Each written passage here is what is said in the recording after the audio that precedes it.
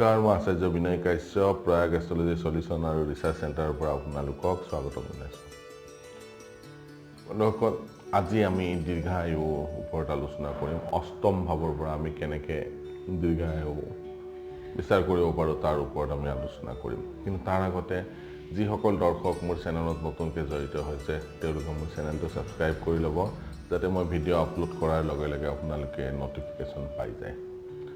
আহক তেনেহ'লে আজি আমি অষ্টম ভাৱৰ পৰা বা অষ্টম লৰ্ডৰ পৰা দীৰ্ঘায়ু আমি কেনেকৈ নিৰাপণ কৰিব পাৰোঁ তাৰ ওপৰত আলোচনা কৰিম। চাওক, অষ্টমপতি যদি কেন্দ্ৰত থাকে বা অষ্টমপতি যদি কোণত থাকে বা উচ্চ অৱস্থাত যদি থাকে বা মূল ত্ৰিকোণ ৰাশিত যদি থাকে অষ্টমপতি বা স্বক্ষেত্ৰত যদি থাকে, তেনেহ'লে জাতক বা জাতিকাৰ দীৰ্ঘায়ু হ'ব। চাব যে 8th হাউচৰ অধিপতিটো ক'ত আছে।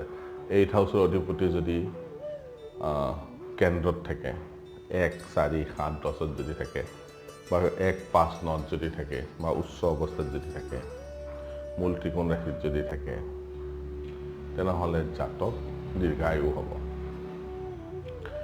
বুধ, শুক্ৰ আৰু বৃহস্পতি, ঠিক আছে, বুধ, শুক্ৰ, বৃহস্পতি যদি কেন্দ্ৰত থাকে বা বলৱান অৱস্থাত যদি থাকে,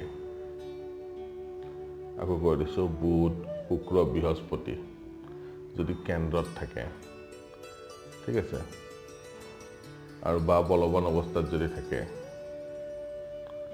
তেনেহ'লে জাতক বলৱান হ'ব, জাতকৰ আয়ুস দীঘল হ'ব, জাতক সুবিজ্ঞ হ'ব আৰু জাতক নিজৰ বংশৰ কুল শ্ৰেষ্ঠ হয়। 6th লৰ্ড যদি 6th হাউচত থাকে বা 12th হাউচত যদি থাকে বা 12th লৰ্ড যদি 6th হাউচত থাকে বা 12th হাউচত থাকে বা 6th আৰু 12th লৰ্ড যদি লগ্নত থাকে বা অষ্টমত যদি থাকে, ঠিক আছে, তেনেহ'লে তেনে জাতক বা জাতিকাৰ আয়ুস দীঘলীয়া হয়।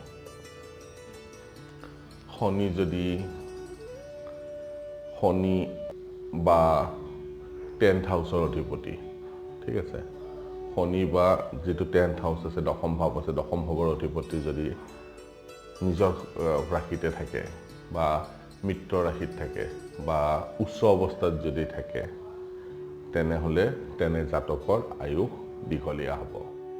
লগ্ন, অষ্টম বা 10th লৰ্ড আৰু শনি, ঠিক আছে, লগ্নৰ অধিপতি, 8th হাউচৰ অধিপতি আৰু 10th হাউচৰ অধিপতি আৰু শনি যদি কেন্দ্ৰত থাকে, যদি কোণত থাকে বা 11th হাউচতো যদি থাকে, তেনেহ'লে তেনে জাতক বা জাতিকাৰ আয়ুস দীঘলীয়া হয়। আৰু কেন্দ্ৰত যদি লগ্নপতি বলৱান হৈ থাকে, 1, 4, 7, 10ত যদি লগ্নপতি বলৱান হৈ থাকে, ঠিক আছে, বৃহস্পতি আৰু শুক্ৰৰ লগত যদি যুতি বান্ধি থাকে বা বৃহস্পতি আৰু শুক্ৰৰ যদি দৃষ্টিও থাকে লগ্নৰ অধিপতিৰ ওপৰত, তেনেহ'লে তেনে জাতকৰ আয়ুস দীঘলীয়া হয়। 4th আৰু 8th হাউচৰ, ঠিক আছে, 4th হাউচ আৰু 8th হাউচত যদি শুভ গ্ৰহৰ যদি যুতি থাকে বা শুভ গ্ৰহৰ যদি দৃষ্টি যদি থাকে, ঠিক আছে, আৰু লগ্নপতিৰ ওপৰত যদি গুৰু বৃহস্পতিৰ যদি দৃষ্টি থাকে, তেনেহ'লে তেনে জাতক বা জাতিকাৰ আয়ুস দীঘলীয়া হয়। 30দায়ী ভাৱ মনত ৰাখিব। 30দায়ী ভাৱ হ'ল 3, 6 আৰু 11 ভাৱক 30দায়ী ভাৱ বোলে। 30দায়ী ভাৱত যদি পাপী গ্ৰহ থাকে আৰু কেন্দ্ৰ আৰু কোণত যদি শুভ গ্ৰহ যদি থাকে আৰু লগ্নপতি, ঠিক আছে, লগ্নৰ অধিপতি যদি পূৰ্ণ বলি হয়, তেনেহ'লে তেনে জাতক বা জাতিকাৰো আয়ুস দীঘলীয়া হয়। বলৱান 12th হাউচৰ অধিপতি যদি বলৱান হয়, স্বক্ষেত্ৰতে থাকে বা 12th হাউচতে থাকে, ঠিক আছে, 12th হাউচৰ অধিপতি বলি হৈ যদি 12th হাউচতে থাকে, তেনেহ'লে তেনে জাতকৰ আয়ুস দীঘলীয়া হয় আৰু তেনে জাতক যথেষ্টখিনি সুখী হয়।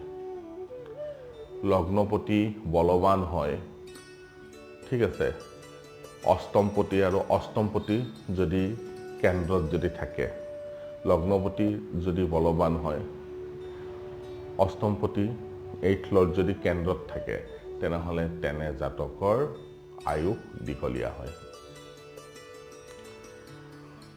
8th হাউচৰ অধিপতি যদি শুভ গ্ৰহযুক্ত হয় বা শুভ গ্ৰহৰ যদি দৃষ্টিও থাকে, ঠিক আছে, তেনেহ'লে কি হ'ব, আৰু 8th হাউচৰ অধিপতিৰ যদি শুভ গ্ৰহৰ লগত যুতি থাকে বা শুভ গ্ৰহৰ যদি দৃষ্টি থাকে আৰু অষ্টম ঘৰতে যদি থাকে, তেনেহ'লে তেনে জাতকৰ আয়ুস দীঘলীয়া হয়। আকৌ এবাৰ কৈ দিছোঁ যে 8th লৰ্ডৰ লগত যদি শুভ গ্ৰহৰ যুতি থাকে, শুভ গ্ৰহৰ দৃষ্টি থাকে বা 8th লৰ্ড যদি 8th হাউচতে থাকে, তেনেহ'লে তেনে জাতকৰ আয়ুস দীঘলীয়া হয়। 8th হাউচৰ অধিপতি যদি 8th হাউচত যদি থাকে আৰু লগ্নৰ অধিপতি যদি শুভ গ্ৰহৰ লগত যুতি বান্ধি যদি তুংগ অৱস্থাত থাকে, তুংগ স্থানত যদি থাকে, স্বক্ষেত্ৰত যদি থাকে বা কেন্দ্ৰত বা কোণত যদি থাকে, তেনেহ'লে তেনে জাতকৰো আয়ুস দীঘলীয়া হয়। সেইকাৰণে আয়ুস চোৱাৰ বিভিন্ন পদ্ধতি আছে। আমি যেতিয়া প্ৰথম শৃংখলা ষ্টাৰ্ট কৰিছিলোঁ, তাত আমি স্বৰ, স্থিৰ আৰু দ্বিস্বভাৱ ৰাশিৰ ওপৰত কেনেকৈ আয়ুস চায় সেইটোৰ ওপৰত আলোচনা কৰিছিলোঁ। এইবাৰ আমি অষ্টমপতিক, অষ্টম হাউচ আৰু অষ্টম লৰ্ডক লৈ আমি আয়ুস দীঘল হ'বনে, চুটি হ'বনে, মধ্যম হ'ব, তাৰ ওপৰত আলোচনা কৰি আছোঁ। আজি আমি দীৰ্ঘায়ুৰ বিষয়ত আলোচনা কৰিলোঁ। ৰিফাৰেঞ্চ 8th লৰ্ড, 8th হাউচ, লগ্নৰ অধিপতি আৰু কাৰক গ্ৰহবিলাকক লৈ জাতকৰ আয়ুস কিমান হ'ব তাৰ ওপৰত আলোচনা কৰিলোঁ। অহাকালি ভিডিঅ'ত আমি মধ্যম আয়ুৰ বিষয়ে আলোচনা কৰিম, তাৰপিছত অল্প আয়ুৰ বিষয়ে আলোচনা কৰিম। মোৰ যদি ভিডিঅ' চাই ভাল লাগে তেনেহ'লে লাইক কৰিব, শ্বেয়াৰ কৰিব আৰু ছাবস্ক্ৰাইব কৰিব নাপাহৰিব। আৰু আপোনালোকে যদি ভাবে যে এক্সাম্পল কুস্তিৰ থ্ৰু আমি আপোনালোকক জনোৱা দৰকাৰ, তেনেহ'লে এক্সাম্পল বুলি কমেণ্ট বক্সত লিখি দিব, যাতে আমি এক্সাম্পল কুস্তিৰ দ্বাৰা এই ভিডিঅ'ৰ শৃংখলাটো আগবঢ়াব পাৰোঁ। ধন্যবাদ।